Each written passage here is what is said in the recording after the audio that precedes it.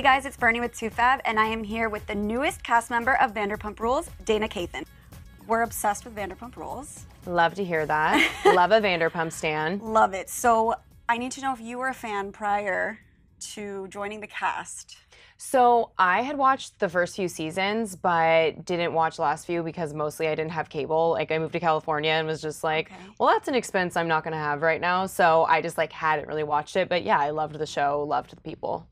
So did you ever imagine that these would be cast members, coworkers? No. Like, that's weird. Never in a million years. Every day I wake up and I'm like, what is my life? I think you get the most camera time of all the newbies, to be honest with you. Do you? I do think so. And I feel like people love you. I mean, I feel like with the sweet will always come the sour, but I do think that like for the most part, I've gotten a pretty positive response and I'm really grateful for that. But like, I have a really strong personality, so I just went into it thinking most people are gonna hate me. So like seeing people like me has been cool, but there's still, you know, so. You know, people do seem to think that you have like very strong conviction, like you are who you are, you make no apologies about it, and you're not intimidated by some of these OGs. Why? In my life personally, I've been through some really horrific and it's just like, I don't sweat the small stuff. And I've always been a strong person. Like I was bullied really bad in 8th grade and I used to be this like sweet, bubbly kid and just went through this really hard year. And it seriously toughened me up and just taught me a lot. And it really carried throughout the rest of my life. And I just am not a doormat. You and Scheana kind of got off to a rough start. I don't know if you saw a recent interview she gave on Watch What Happens Live, but she pretty much told Andy that you guys squashed your beef. And I wanted to know if that was what happened at Pride. That apology, was that it? Or is there more to come?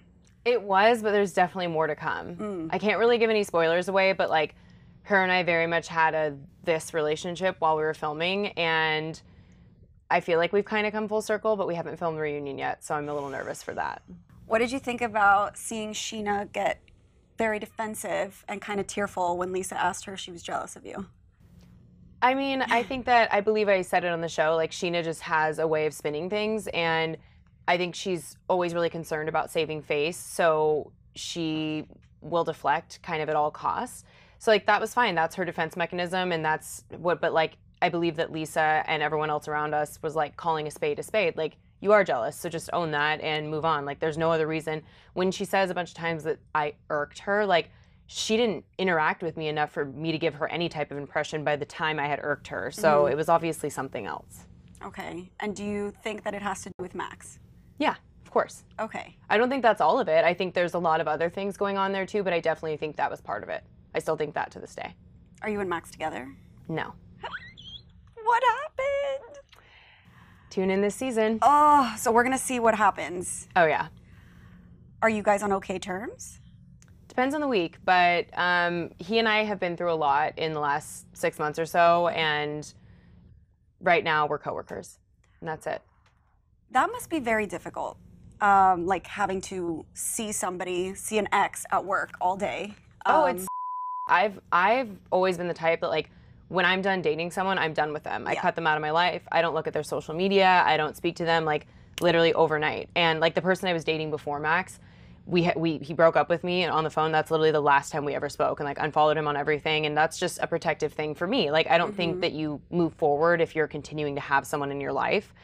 And with this like weird situation in life we now live, we're forced to be around each other like a good amount, and it's definitely hard.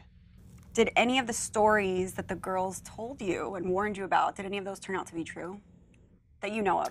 Yeah, but like some of them I do feel for Max in the way that I also think that like people were quick to try to put him on blast about some of the things that he was actually telling the truth about, but then there were lies. And even back then, I knew some of that was true, but it was just more about, I'm not going to judge someone for their past and go into something with an open mind. That's just the kind of person I am. Totally.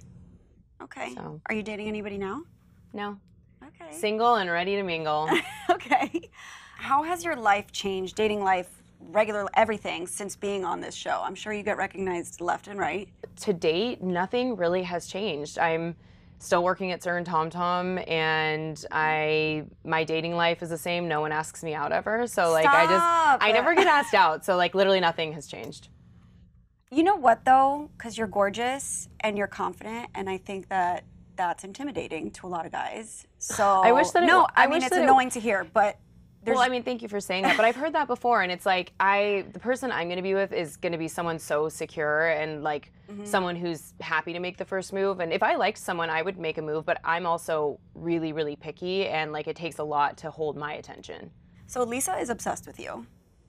Is she? Yes. Have you not watched? Every chance she gets, she's in a confessional and she is singing your praises, and I don't hear her saying a lot of like amazing things about other people. I love her.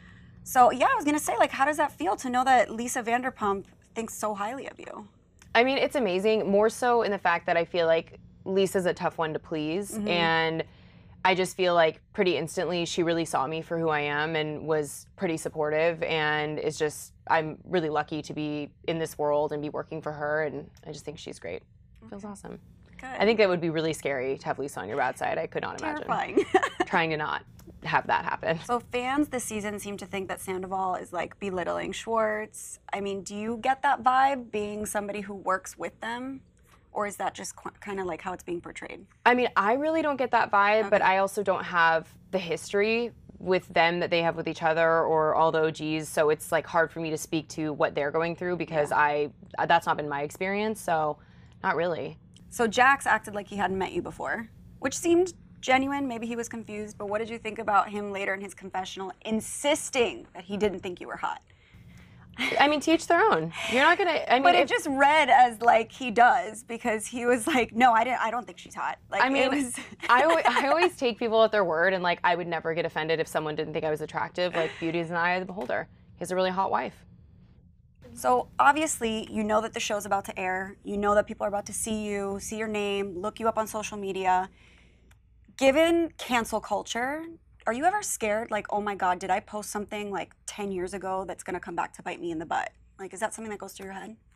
I think that is something that everyone should be thinking about and being conscious about, and not just because you could get put on blast for it. We should all, like, it's a very woke time in the world, and maybe 10 years ago we weren't as such, and we need to be more cognizant and could look back and say like, oh, maybe I shouldn't have said that or whatever. It's definitely not something that I think about constantly, but of course, I hope that I portrayed myself when I started being on the internet when I was probably like 16, 17, 18 in a manner that represented who I really am. So I mean, I definitely don't lose sleep over it, but of course you see that all the time, and you just hope that you've been true to yourself and not misrepresented who you are. Totally. Do you think people can make mistakes and reform and learn, and we can forgive people? I think that cancel culture is pretty toxic in general. I think that, look, there's a spectrum, and if someone murders someone, like, yeah, maybe they're canceled. Like, we're done with this person.